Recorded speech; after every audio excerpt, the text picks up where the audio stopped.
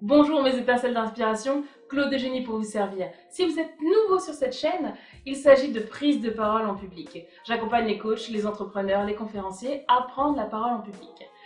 Alors j'étais peut-être un petit peu absente ces derniers temps parce que c'était les vacances. Oui, pour ceux qui ne savent pas, je suis très occupée pendant les vacances puisque j'en profite pour être en vacances.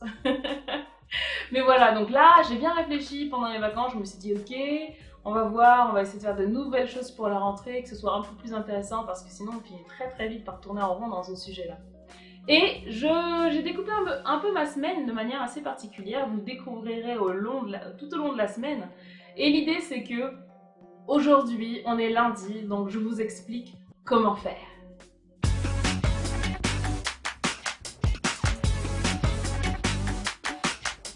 Alors aujourd'hui, on va voir comment faire pour trouver une salle. Eh bien, vous avez sûrement peut-être besoin de trouver une salle pour organiser une réunion, un meet-up, organiser une conférence par exemple. Mais il y a quelques petites choses à savoir parce que moi, la première fois, je me suis un peu fait avoir. Et maintenant, je fais en sorte de bien ficeler mon truc bien avant parce que parfois, on peut avoir juste l'idée et se dire tiens, j'ai envie de réserver une salle, mais vous vous rendez pas forcément compte de tout ce dont ça demande comme organisation. Je sais pas si vous voulez louer la Tour Eiffel, si vous voulez louer, je sais pas, le Palais des Congrès, Bercy, le Zénith, ou juste une petite salle en bas de chez vous, ou alors vous êtes peut-être en province entre guillemets et vous vous dites tiens, ce serait peut-être mieux si je loue une salle sur Paris parce que ce sera beaucoup mieux, il y aura peut-être plus de monde. Et faites attention, attention, attention. Mais on va voir sans plus tarder les 10 éléments qui vont vous permettre de louer une salle en toute tranquillité. La première chose à voir, c'est la proximité avec les transports en commun. Si vous prenez une salle qui est, je sais pas, dans le fin fond du 78, dans le fin fond de l'Ain, j'en sais rien, ben il se peut que vous aurez peut-être un peu moins de monde à votre événement en fait. Parce que les gens ils vont se dire ouais bah c'est cool mais je fais comment pour venir parce que j'ai pas de voiture. Donc veillez à faire en sorte qu'il y ait bien de transports en commun à proximité de votre événement. Ensuite, deuxième point, le jour de location. Alors pour ceux qui ne le savent pas, vous pouvez louer toute la semaine déjà, ça c'est une chose. Louer en journée, louer que la soirée. Et en fonction des salles que vous allez aller voir, il y aura peut-être des moments où il y aura des réductions. Moi, lorsque j'avais fait ma première conférence, j'ai pu avoir des réductions parce que il y avait 10% de réduction à l'époque, le lundi et le mercredi. Parce qu'il y a moins de monde en fait à ce moment-là, donc pensez-y. C'est un peu comme pour les mariages. Si vous faites votre mariage un vendredi, la salle de fête sera beaucoup moins chère, ou un lundi ou un mardi, je sais pas, sera beaucoup moins chère que si vous le faites un samedi. Et vu qu'il y a énormément de monde qui font leurs conférences sur des week-ends, samedi, dimanche, pensez-y. Ensuite, essayez bien de vous renseigner pour savoir si votre cible est disponible pendant le temps où vous allez réaliser votre conférence. Troisième point, les équipements de la salle. Votre salle est-elle équipée? Très très important. Vous aurez peut-être besoin d'une scène, peut-être besoin d'un paperboard, peut-être d'une sonorisation ou alors d'un vidéoprojecteur. En fonction de ce dont la salle peut vous proposer, essayez de faire votre choix par rapport à ça. Ou alors, si vous êtes amené à faire plein de conférences, ne pensez plus à acheter par exemple un enfin, vous savez le vidéoprojecteur, c'est ça. Pensez plutôt à acheter un vidéoprojecteur parce que comme ça, vous n'aurez pas à le louer à chaque fois. Ou acheter de la sono si vous avez l'intention de faire des choses régulièrement, acheter un micro, des choses comme ça. Parce que vous allez voir qu'à terme, ça enlève énormément à la facture si c'est vous qui fournissez votre propre matériel. Mais veillez bien à ce qu'il y ait de quoi vous connecter sur place. Prenez des prises multiples parce que vous en aurez sûrement besoin, des rallonges. Il y a tout un tas d'éléments comme ça. Prenez bien le temps de voir votre salle. Est-ce que vous voulez juste avoir une projection? Est-ce que vous voulez du son? Est-ce que vous voulez un paperboard? Est-ce que vous voulez, je sais pas, projeter des lasers dans votre pièce? Prenez bien le temps de voir les équipements qui arrivent de base avec la salle, ou sinon essayez de voir si c'est pas moins cher pour vous de louer ailleurs certains équipements, ou bien de les acheter vous-même. Je vous mettrai des liens dans la description si vous avez besoin d'acheter des choses. Voilà, il n'y a pas de souci. Ensuite, quatrième point, faut-il prévoir un traiteur? Eh bien, ça dépend de vous. Ça dépend. Soit vous avez le temps de faire les tartines à la main. Ah ouais, ça dépend. Soit dans votre événement, en effet, vous facturez une partie traiteur. Donc pensez-y en fait lorsque vous faites votre business plan et votre budget, pensez bien à voir combien prend le traiteur. Peut-être ce sera 30 euros ou 25 euros par personne, je ne sais pas. Donc en fonction de ce que vous faites, peut-être qu'il y aura un petit déjeuner, peut-être qu'il y aura le déjeuner, peut-être qu'il y aura une pause goûter. Donc essayez de voir ces choses-là. Parfois l'hôtel ou la salle où vous louez votre salle de conférence va peut-être vous proposer un forfait petit déjeuner et puis une pause goûter, mais pas le midi.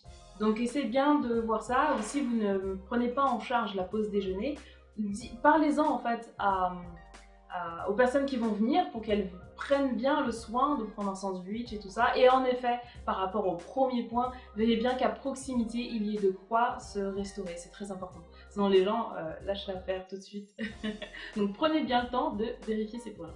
Ensuite, pour le paiement, alors si vous voulez, parfois il peut être un peu compliqué. Moi je me souviens, j'avais réservé une salle et je commençais à être un peu paniquée parce que voilà, il n'y avait pas le nombre de personnes prévues.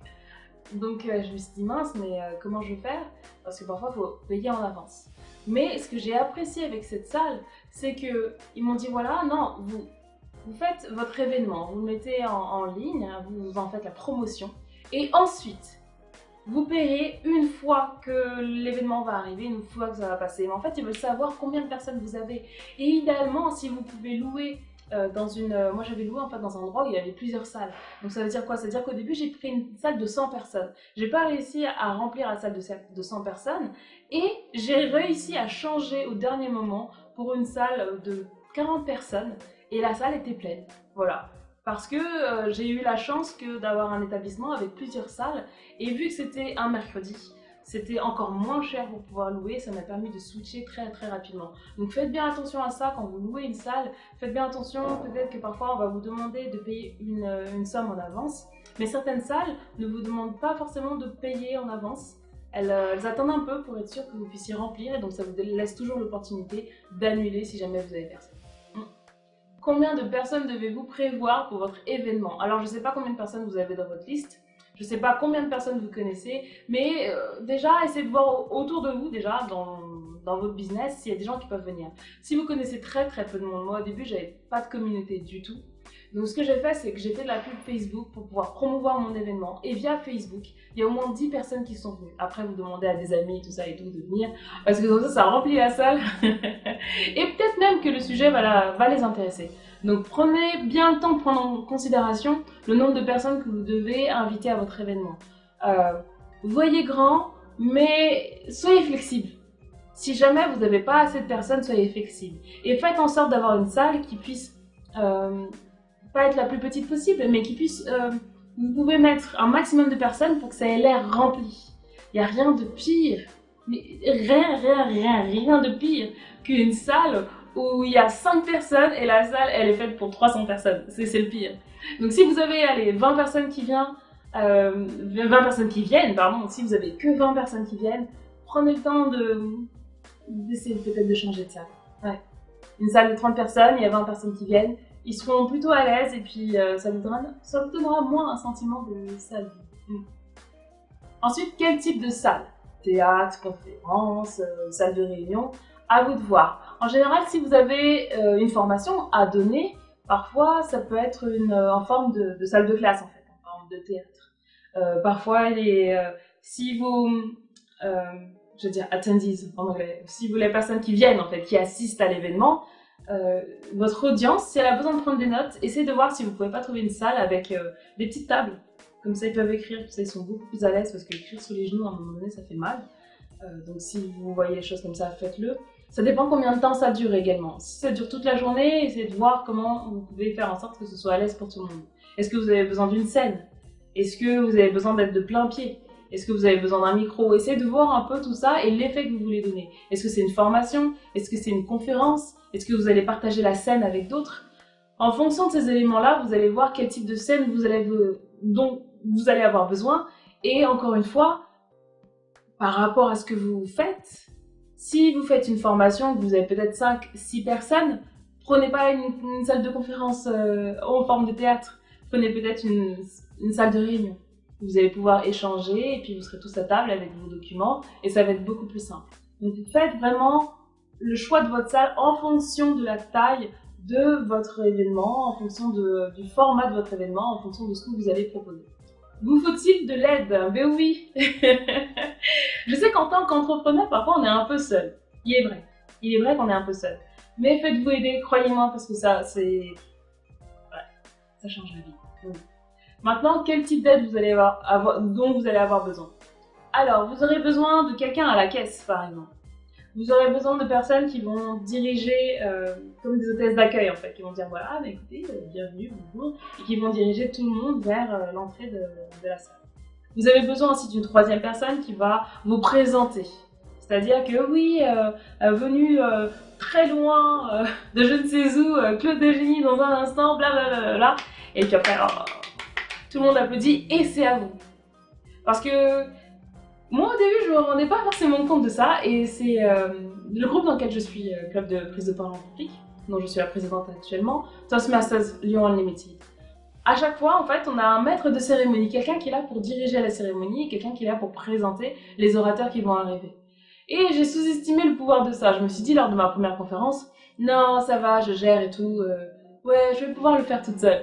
Enfin, en tout cas, m'annoncer toute seule. Bah non, c'est ça, non. C'est complètement fade, c'est très bizarre, ça laisse un sentiment où c'est un peu vous qui êtes au four et au moulin en fait, c'est très très bizarre. Donc vous pouvez pas juste arriver sur scène et dire bon bah voilà, bonjour, aujourd'hui nous allons parler de... Non, c'est pas une formation.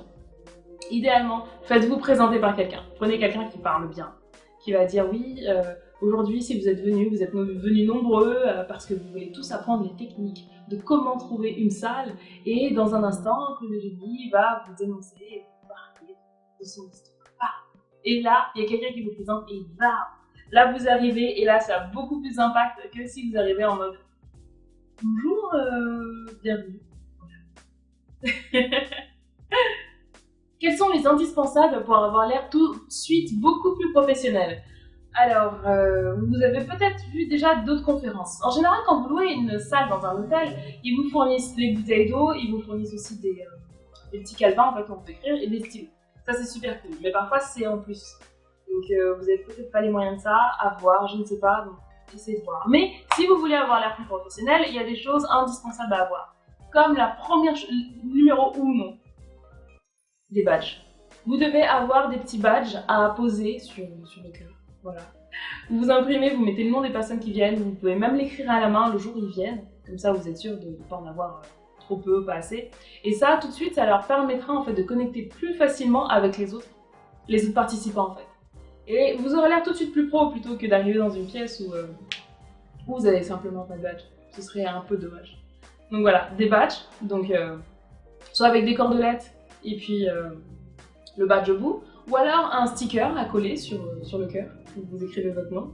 Idéalement, si c'est déjà pré-imprimé, ça fait encore plus professionnel, parce qu'après quand vous émergez, ça fait tout de suite, plus classe. C'est genre, on avait prévu que vous allez venir. Vous pouvez aussi prévoir, qu'est-ce que j'avais pris pour mon événement? Oui, des petits sacs. J'ai pris des petits sacs en papier parce que j'ai fait mon événement au mois de novembre. Donc c'était il y a 1 an, 2 ans, je sais pas. Peut-être il y a 2 ans. Ah, je ne sais plus. Quoi qu'il en soit, j'avais prévu des petits sacs. Vous avez des petits sacs en papier, je vais vous mettre les liens dans la description, pas de panique. Donc des petits sacs en papier en fait, où dedans j'avais mis des papillotes, des petites clémentines, et les gens étaient vraiment ravis. Et une petite bouteille d'eau. Donc je leur donnais, enfin c'est pas moi qui le faisais, c'est les personnes qui m'aident. Encore une fois, faites-vous aider.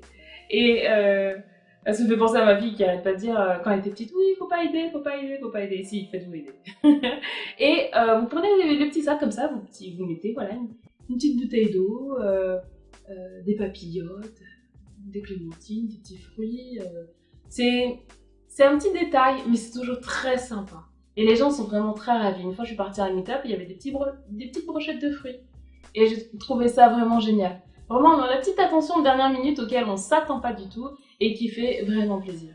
Donc prenez le temps de faire ça. Prenez le temps. Et enfin, le paiement. Alors quand vous trouvez une salle, donc vous payez bien entendu la salle, mais comment font les autres pour pouvoir vous payer? Eh bien, s'ils vous payent, idéalement, faites en sorte qu'ils vous payent par internet, idéalement. Voilà. Je ne sais pas si On fera une prochaine vidéo sur les plateformes en fait où vous pouvez créer des événements. Mais l'idée c'est que, idéalement, il faudrait qu'ils payent sur la plateforme de l'événement. Ce sera plus simple pour vous à gérer. Si malheureusement ils ne peuvent pas le faire et qu'ils arrivent avec votre événement avec du liquide, il vous faut impérativement une caisse. Je vais vous mettre un lien dans la description. Moi je m'en suis acheté une et ça m'a sauvé la vie. Parce que certaines personnes qui payent en liquide, bon, ils ont droit, hein, ça reste de l'argent. Hein. Mais du coup, ce qui est cool, c'est qu'avec la caisse, vous pouvez mettre l'argent dans la caisse et fermer la caisse à clé et vous n'avez pas peur que quelqu'un d'autre vous la pique. C'était il y a 3-4 ans, on a eu un souci avec la caisse, elle n'était pas fermée, donc j'étais avec ma chorale de gospel. Et là on arrive et puis on voit quoi, il manque 300 € dans la caisse. On était mais vraiment déçus, vraiment déçus, on n'a jamais retrouvé l'argent, mais bon, voilà quoi. Donc, on n'a jamais retrouvé l'argent de la recette, donc c'est pour ça que on peut faire confiance aux personnes avec qui on est, et idéalement entourez-vous de personnes de confiance, mais si jamais, prenez bien soin d'avoir une caisse, et vous mettez l'argent dedans, vous fermez la clé, et vous gardez la clé sur vous. Croyez-moi, tout le monde va vous regarder des kilomètres, et la caisse sera peut-être derrière vous dans votre sac, donc du coup on ne pourra pas vous piquer la caisse. Quoique, on peut vous piquer la caisse, mais on ne pourra pas l'ouvrir comme ça, parce qu'ils ont pas le clé. Donc voilà, prenez une caisse. Mais, vous me dites quoi? Vous tiens avec le déjeuner et si la personne elle n'a pas d'espèce, elle va payer par chèque. Bon, par chèque c'est simple, hein, faire un chèque, l'ordre et tout, et vous la donne. Mais oui, mais elle n'a pas de chèque, elle veut payer par carte bleue. Haha, par carte bleue. Alors si elle doit payer par carte bleue, il existe des modules de carte bleue, je vous mettrai un lien dans la description. Ou sinon, pour faire très simple, si vous n'avez pas les moyens d'acheter un module de carte bleue ou vous n'avez simplement pas envie parce que vous faites pas ça tous les 4 matins, vous pouvez payer via PayPal. Si vous créez un compte PayPal et puis vous pouvez même créer un compte PayPal Me, donc PayPal ME, l'idée en fait c'est que les gens peuvent vous payer. Donc si la personne est là devant vous et elle vous dit voilà mais écoute moi j'ai qu'une carte bleue, tu dis ah ok bah y a pas de souci, bouge pas. Et là avec votre compte PayPal, donc vous traitez avec quelqu'un de confiance hein, qui prend votre téléphone et qui va créer une demande de paiement. Vous dites voilà mais écoute quel est ton numéro de téléphone ou ton adresse mail. Ok. Claude Eugénie, ok très bien, ben, hop, Claude Eugénie sur PayPal et hop et là vous lui envoyez une demande pour pouvoir vous demander de l'argent, voilà. Et là après, elle reçoit le message sur son téléphone, et puis la personne n'a plus qu'à payer, et clique là, boum, emballez, c'est pesé, et vous êtes payé. Moi, c'est tout pour aujourd'hui. Prenez le temps de vous inscrire, restez connectés, et puis il y a les notifications aussi. Abonnez-vous aux notifications parce que comme ça vous serez au courant dès que je sortirai une vidéo. Et ça c'est très important. Donc voilà, moi je suis dans une pêche phénoménale aujourd'hui. J'ai très envie de vous partager plein de choses. Et puis voilà, donc je vous prévois tout un tas de choses et tout. Je suis en train de revoir un peu le format de ma chaîne. Je suis en train de revoir de quoi je vais parler, comment je vais en parler, à quel jour, machin, nanana. Ça va être cool. Donc voilà, je vous réserve plein de bonnes choses. Ça va être bien. Et puis abonnez-vous si vous voulez entendre parler de tout ce qui est prise de parole en public. Abonnez-vous si vous voulez en savoir plus. Tous les liens sont dans la description et puis je vous retrouve à demain dans une prochaine vidéo. Au revoir.